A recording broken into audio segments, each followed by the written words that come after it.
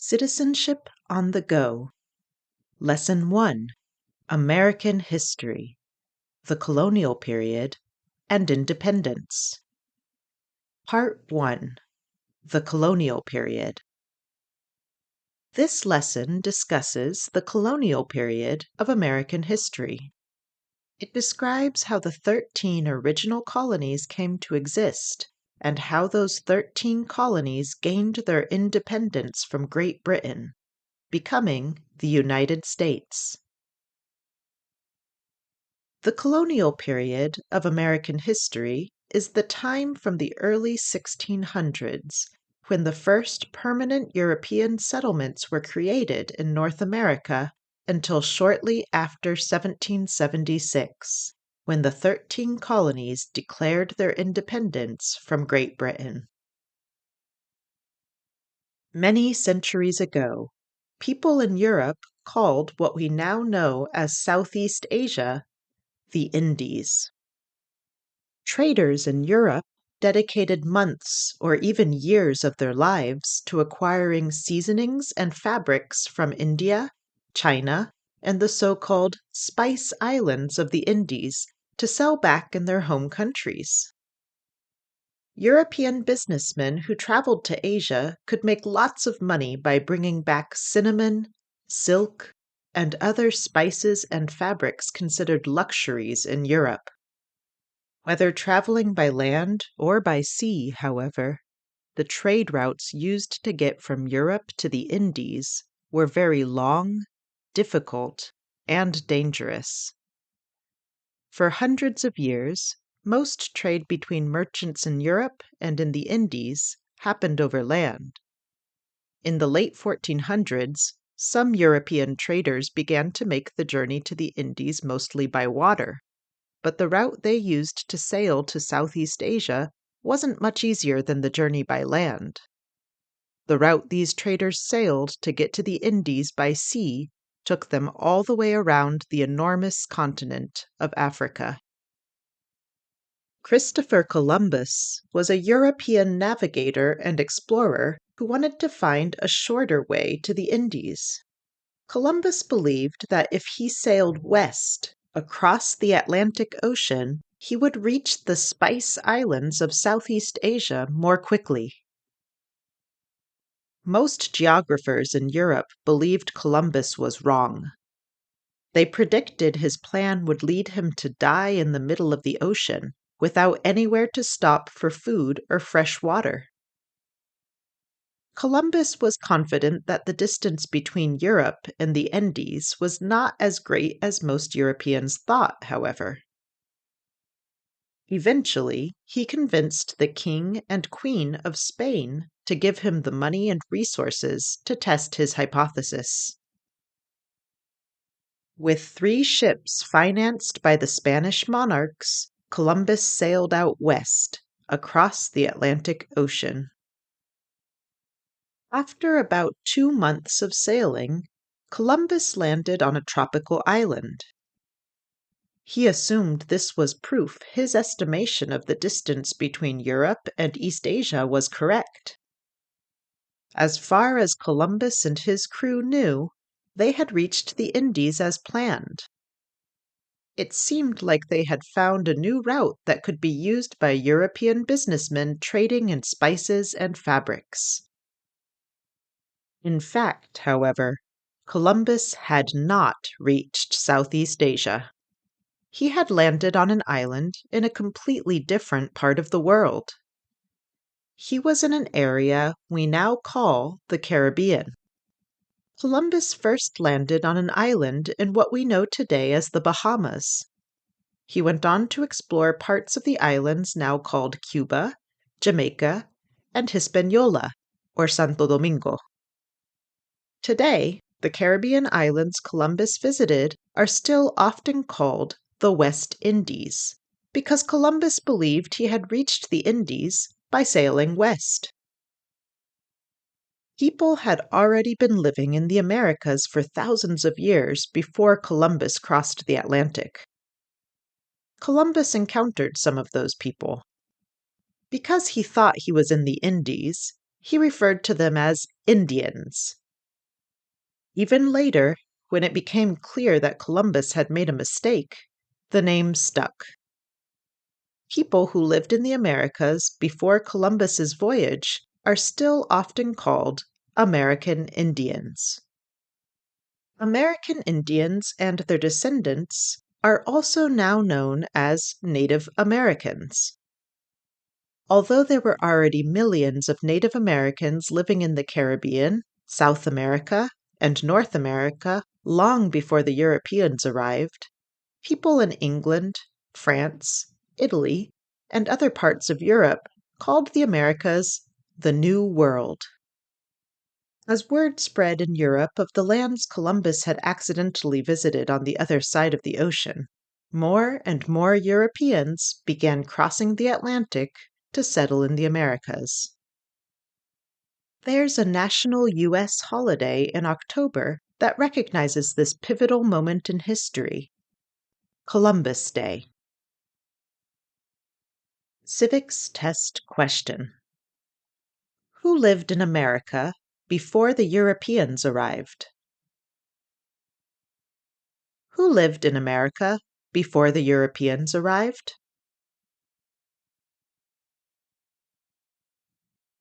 American Indians. Before Columbus and other Europeans arrived, American Indians, or Native Americans, lived in America. In the early 1600s, people from several European countries began founding colonies in America. Many colonies in America were created by British people who wanted a different life for themselves and for their children than what they had in Europe. These colonists came to America for freedom. Many Europeans who crossed the Atlantic were looking for specific kinds of freedom: political liberty, religious freedom, which included the freedom to practice their religion, or economic opportunity. Colonists also came to escape persecution. Plymouth, Massachusetts, is a famous example of a colony created by people who came to America looking for religious freedom. Plymouth was founded by pilgrims who disagreed with some of the teachings of the Church of England. They left Britain to escape religious persecution. The Pilgrims sailed to Plymouth on a ship called the Mayflower in 1620. Before landing in Massachusetts, the Pilgrims and other Mayflower passengers signed a document now known as the Mayflower Compact. The Mayflower Compact was an agreement that the colonists would make decisions about new laws together as a community. They would collectively have self-government. Signing the Mayflower Compact also meant agreeing to the rule of law. This meant that the Pilgrims and their fellow passengers promised that everyone living in the Massachusetts colony they were setting up, even the leaders of the colony, would follow the same laws.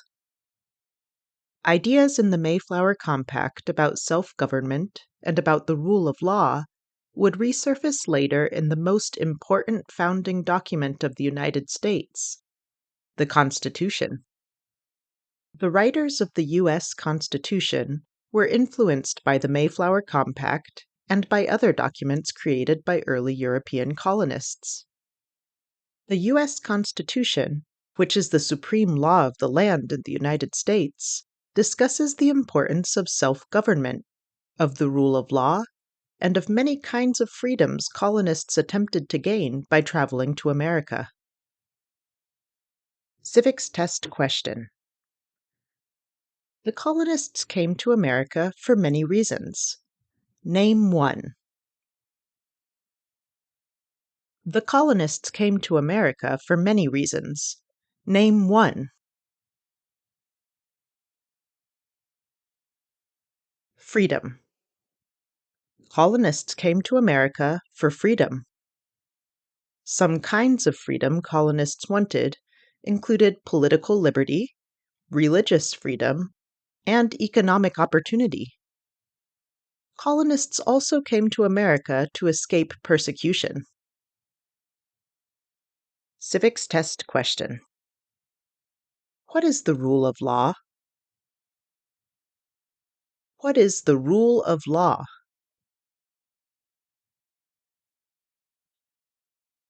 Everyone must follow the law. The rule of law is the idea that no one is above the law, no matter their position in government. Leaders must obey the law. Government must obey the law. Some of the first European colonists in the Americas created compacts or agreements that supported the idea of the rule of law. Civics test question. Many documents influenced the U.S. Constitution. Name one. Many documents influenced the U.S. Constitution. Name one.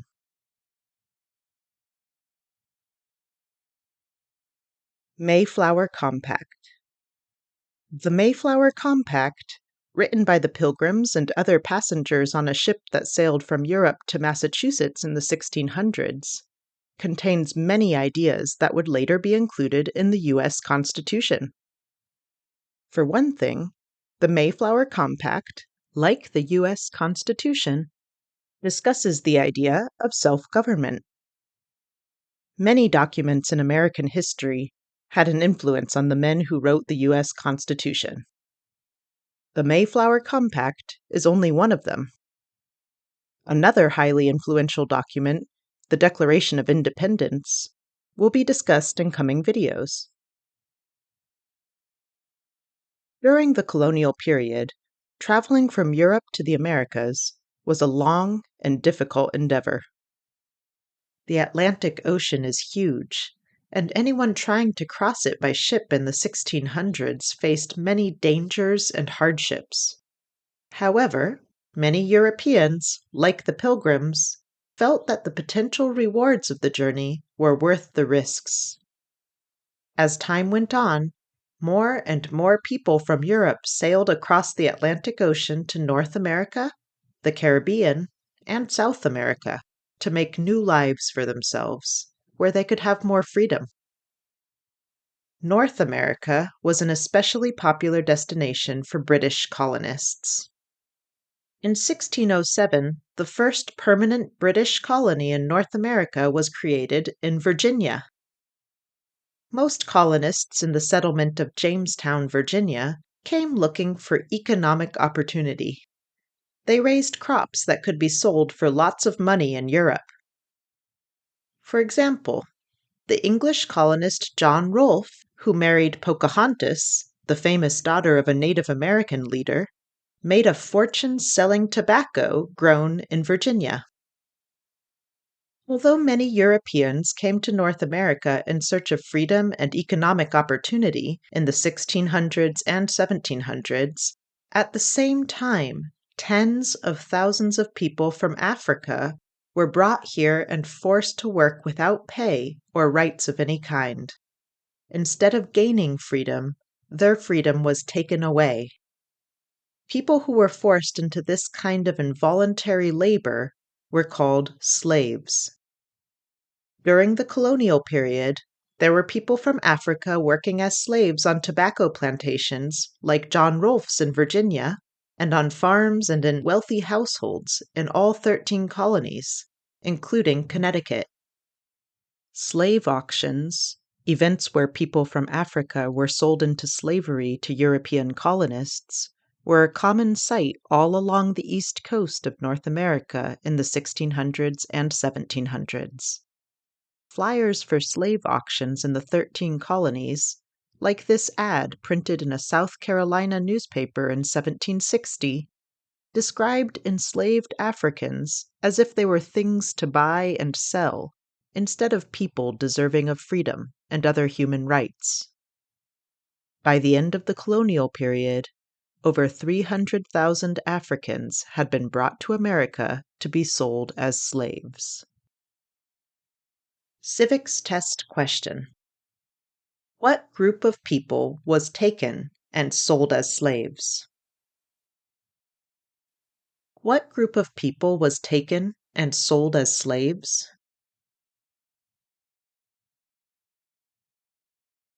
Africans. Africans were taken to America and sold as slaves. For more than 2 centuries, people from Africa were sold into slavery in America. During the time European colonists were traveling to North America in search of freedom, and people from Africa were being brought across the Atlantic Ocean to work as slaves, Native American people lived all throughout the continent. They didn't all belong to one uniform nation. Instead, they belonged to many different nations, or tribes, each with its own distinct culture and history. Native Americans across the continent spoke many different languages, held many different sets of beliefs, and had many different ways of living. There are still millions of Native Americans living in the United States. Currently, the U.S. federal government officially recognizes more than 500 Native American tribes or nations in the 48 contiguous states and Alaska. Here are just some well-known Native American people of the past and present. Manawa and Manuelito were resistance fighters who led battles against the U.S. and Mexican militaries. Manawa was a leader of the Muskogee Creek Nation and lived in what's now the state of Alabama. Manuelito was a leader of the Navajo Nation and lived in what's now Utah. W. Richard West, Jr. is a citizen of the combined Cheyenne and Arapaho tribes. He's a historian and the founding director of the Smithsonian National Museum of the American Indian. Susan LaFlèche Picot of the Omaha tribe was the first Native American woman to obtain a medical degree from a university. Len Malerba, also known by the name of Many Hearts, is from Connecticut and is a chief of the Mohegan tribe. In Connecticut, two of the largest Native American people groups are the Mohegan tribe and the Pequot tribe.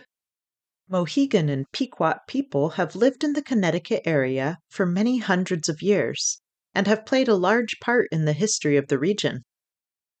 In fact, the name Connecticut comes from a word in the Mohegan Pequot language that means beside the long river.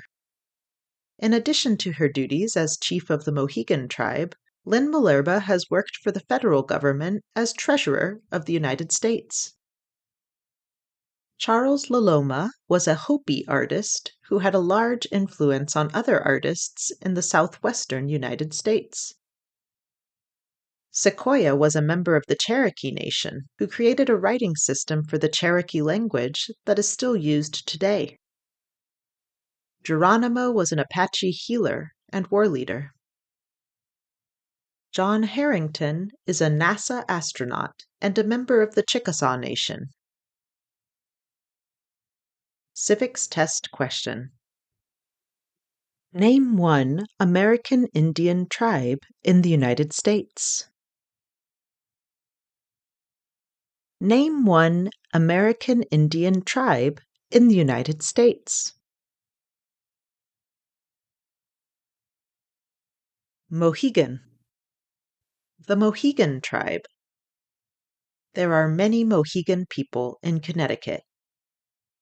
Another tribe that has lived in the Connecticut area since long before the Europeans arrived is the Pequot.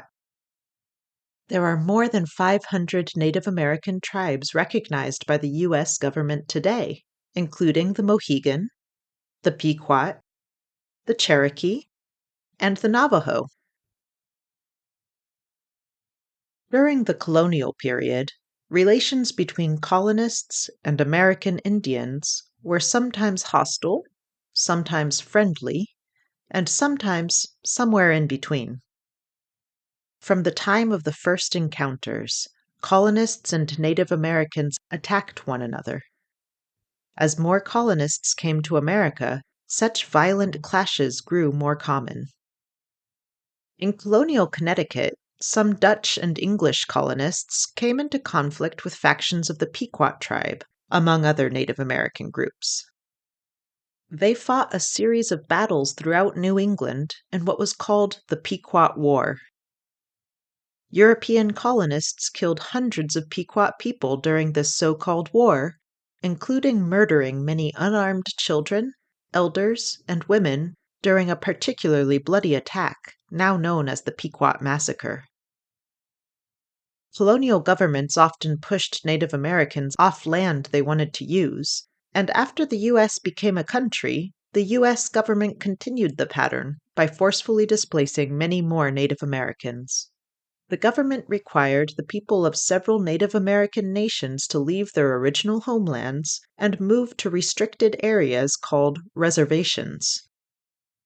This led directly to the deaths of thousands of Native Americans and has caused huge ongoing problems for the surviving members of the displaced nations.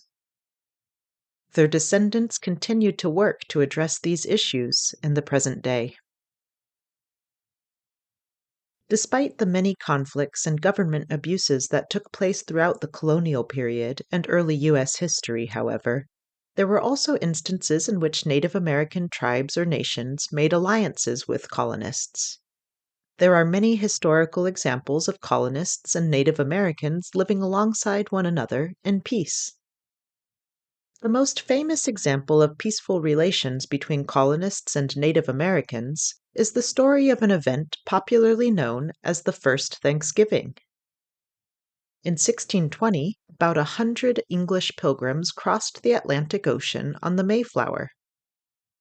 They landed in Plymouth, Massachusetts, in late fall and had very little food. That winter, half the pilgrims died. However, in the spring, Native Americans of the Wampanoag tribe taught the pilgrims how to raise local crops, catch fish, and hunt local animals. As a result, the colonists were much better prepared for the next winter. To give thanks, the pilgrims invited the Native Americans to a feast. Much later, in the 1800s, President Abraham Lincoln declared Thanksgiving Day a national U.S. holiday. Like the English colonists and their Wampanoag neighbors in the 1600s, many people celebrate Thanksgiving now by gathering with family and friends in November and holding a harvest feast. Together, they eat foods like turkey, corn, potatoes, and pumpkin pie, and express their gratitude for making it through another year. Often, Americans celebrating Thanksgiving will take turns talking about specific things they are thankful for. Civics Test Question. Name 3 national U.S. holidays. Name 3 national U.S. holidays. Columbus Day, Thanksgiving Day, and Independence Day. There are many national U.S. holidays. 3 national holidays in the United States are Columbus Day, Thanksgiving Day, and Independence Day. Columbus Day is celebrated in October. Thanksgiving is celebrated in November. And Independence Day is celebrated in July. We've discussed Columbus Day and Thanksgiving in this video. You'll hear more about Independence Day in the next section of this course, which discusses the very important founding document called the Declaration of Independence.